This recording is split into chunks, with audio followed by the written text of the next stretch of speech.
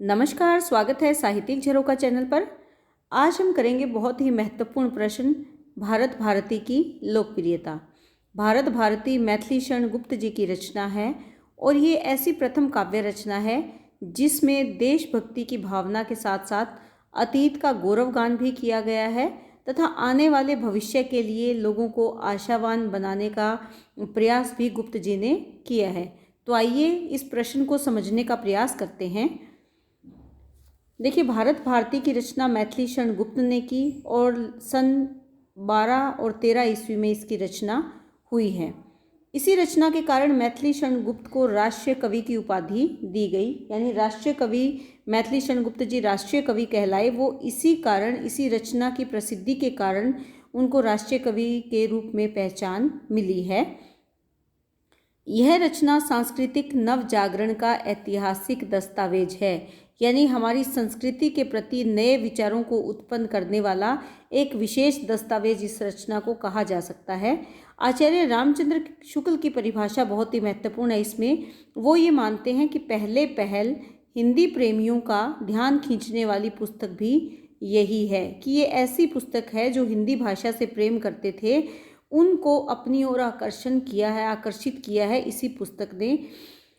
आचार्य महावीर प्रसाद द्विवेदी की परिभाषा भी इस रचना को जानने और समझने में खास भूमिका निभाती है। वो क्या कहते हैं कि यह काव्य वर्तमान हिंदी साहित्य में युगांतर उत्पन्न करने वाला है, यानी युगों में जो अंतर आ रहा है, विचारधारा में जो बदलाव आ रहा है, वो इस रचना के माध्यम से देखा जा सकता है।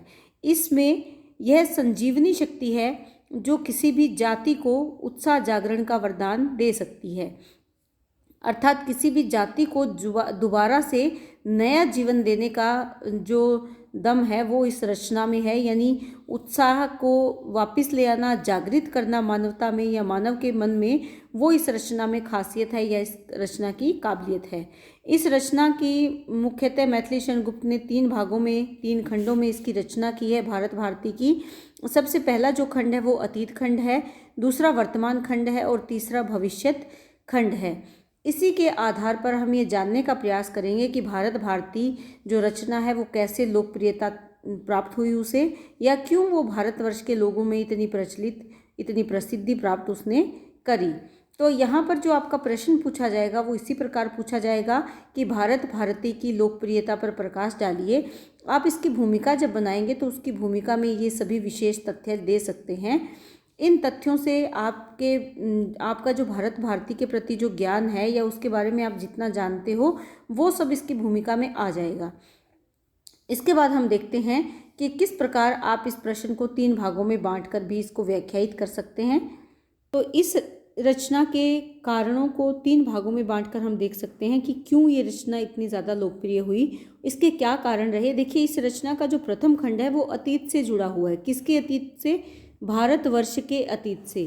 भारतवर्ष के अतीत का गान करते हुए या अतीत खंड में भारतवर्ष के जो उत्कर्ष था उसका यहाँ पर उन्होंने वर्णन किया है और इसमें ये बताना चाहते हैं कि भारतीय अतीत कितना गौरवशाली था। भारतवर्ष का अतीत की जो गौरव गाथा है वो यहाँ पर बताई है। जो अतीत कैसा था? स्वर्णिम अतीत था, सुनहरा अतीत था, जिस समय जो हमारा भारत है सोने की चिड़िया कहलाता था और हमारे जो भारतीय हैं वो सदचरित्र थे, उसका वर्णन यहाँ पर किया है। यानी भारतीयों के सदचरित्र का वर्णन यहाँ पर किया है। सच्चरित्र यानी वो अपने आचरण में कैसे गुणी थे, गुणवान थे, अपने लाभ के लिए दूसरों को हानि पहुंचाने का कार्य वो नहीं करते थे और हमेशा ही शांतिपूर्ण जीवन के वो पक्षधर रहे हैं। इसके साथ साथ वो भारतीयों की जो स्वाभिमानी विचारधारा है, स्वाभिमान जो उनके अंदर था, उसको वो जागृत करना चाहते हैं अतीत के गौरवगान द्वारा या अतीत की गाथा के द्वारा। तो यहाँ पर उन्होंने अतीत खंड की जो रचना की है उस रचना का मुख्य उद्देश्य ही यही है कि भारतीयों के अतीत से वर्तमान की जो जनता है उससे परिचित करवाया जाए, यानी भारतीयों का जो स्वर्णिम अतीत है वो आज की जो पीढ़ी है वो जाने कि किस प्रकार हमारे जो पूर्वज थे उनका जीवन कैसे गौरवमयी था। ताकि वर्तमान समय में लोग इन जो आने वाली संकट या परिस्थितियां हैं उनका सामना कर सके। देखिए, सबसे बड़ा कारण क्या था कि भारत भारती की जो रचना हुई वो 1912 से 13 में हुई। इस रचना काल में हमारा देश गुलाम था और इसी गुलामी के कारण जो देशवासी थे वो निराशा कुंठा के शिकार हो चुके थे। उन्होंने अपना उत्साह समाप्त कर दिया था। तो उस उत्साह को जागृत करने के लिए हमारे गौरवशाली अतीत का बखान करना, उसका वर्णन करना, हमारे पूर्वजों के जो वीरता के गुण थे उनको वर्तमान समय में उजागर करना, ताकि युवा पीढ़ी को जागृत करने का प्रयास किया जा सके, उनमें नई विचार धारा को प्रचारित और प्रसारित किया जा सके। इसीलिए अतीत का गौरवगान अतीत खंड में उन्होंने किया है, जो कि भारत भारती की लोकप्रियता का एक प्रमुख कारण माना जा सकता है। दूसरा, हम अगर यहाँ पर देखें तो भारत देश की वर्तमान दुर्दशा का चित्रण। वर्तमान समय में अगर देखें तो भारत की जो जनता है वो दुख से परिपूर्ण जीवन जी रही थी।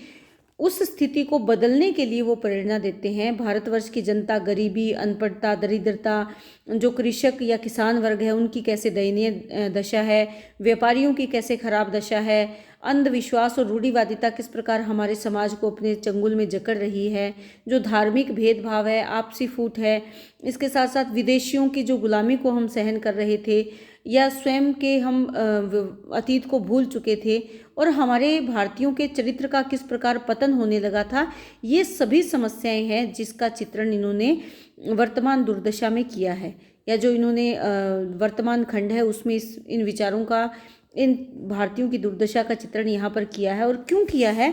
ताकि भारतीय अपनी दशा को समझ सके। विदेशों से जो गुलामी की जंजीरें हमें मिली है उन जंजीरों को तोड़ा जा सके, ताकि हम अपना जीवन अपने अनुसार व्यतीत करें, हमारे देश का जो परिस्थितियाँ हैं उनको बदलने का हम प्रयास करें। तीसरा जो हम पॉइंट यहाँ पर बना सकते हैं वो है भविष्य के प्रति आशावादी दृष्टिकोण।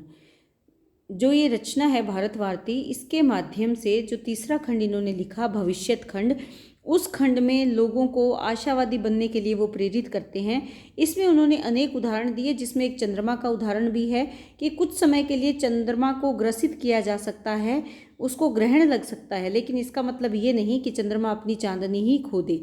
इसके साथ साथ कवि ये बताना चाहते हैं, उनके अगर हम विचार देखें पंक्तियों के माध्यम से, होता समुन्नति के अनंतर सोच अवनति का नहीं, कि जहाँ उन्नति की बात होती है उसके साथ अवनति की विचारधारा काम नहीं करती। हाँ, सोच तो है जो किसी की फिर न होती हो उन्नति कहीं, और अगर किसी की अवनति की सोच है तो वहाँ पर उन्नति नहीं की जा सकती।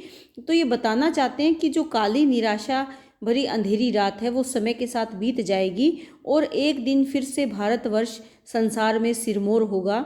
हमारे जो पुराने विचारधाराएं हैं या जो हमारी स्वर्णिम अतीत रहा है उससे वो प्रेरित करके वर्तमान दुर्दशा के प्रति जागरूक करके और आने वाले भविष्य के प्रति वो आशावादी विचारों को लोगों तक पहुंचाने की कामना कर रहे हैं इस कविता के माध्यम से। इसके साथ साथ वो भारतवर्ष के लोगों को उज्जवल भविष्य की कामना करते हुए जनता के मन में जो नए विचार उत्पन्न करना चाहते हैं उनसे ये प्रेरणा देना चाहते हैं कि संसार में ऐसा कोई भी काम नहीं है जो सचमुच उद्योग से सिद्ध न हो सके, किंतु उद्योग के लिए उत्साह की आवश्यकता है। अगर हम प्रयास करेंगे, प्रयत्न करेंगे तो अवश्य ही हमें हमारे कार्य में सफलता मिलेगी, लेकिन बिना प्रयास के किसी भी सफलता की आशा नहीं की जा सकती।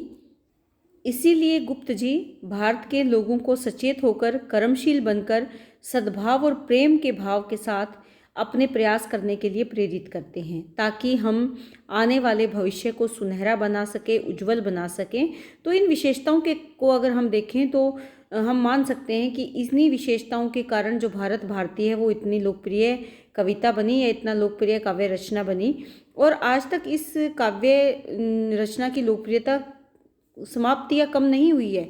समय के साथ ये लोकप्रियता और ज़्यादा बढ़ी है, क्योंकि वर्तमान समय में भी अगर हम देखें तो इन सब समस्याओं का हम आज भी सामना कर रहे हैं। तो इसीलिए ये एक ऐसी रचना है जो किसी भी काल और किसी भी युग के लोगों को जागृत करने में पूर्णतः सक्षम हम इसे कह सकते हैं।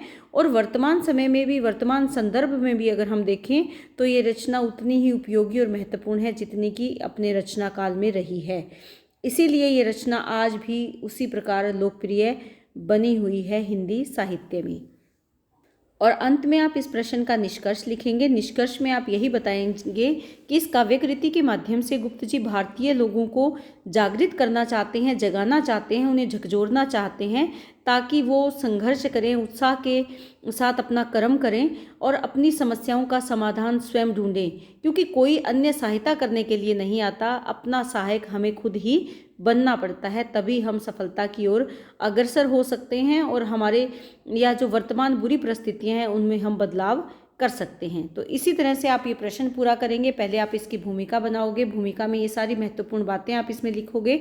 उसके बाद 3 भागों में बांटकर आप इसकी लोकप्रियता के कारण बता सकते हो और इन तीनों भागों में जो जो चित्रण किया गया है, चाहे स्वर्णिम अतीत की बात की गई है या वर्तमान दुर्दशा के प्रति लोगों को जागृत करने का प्रयास किया गया है या भविष्य के प्रति लोगों को आशावादी दृष्टिकोण अपनाने का जो उन्होंने प्रयास किया है या जो उन्होंने संदेश दिया है, उसके माध्यम से ही इन तीनों इसकी खासियत के माध्यम से ही भारत भारती की जो लोकप्रियता है वो आज वर्तमान समय में भी उसी प्रकार लोकप्रिय है भारत भारती जैसे अपने रचना काल में रही है।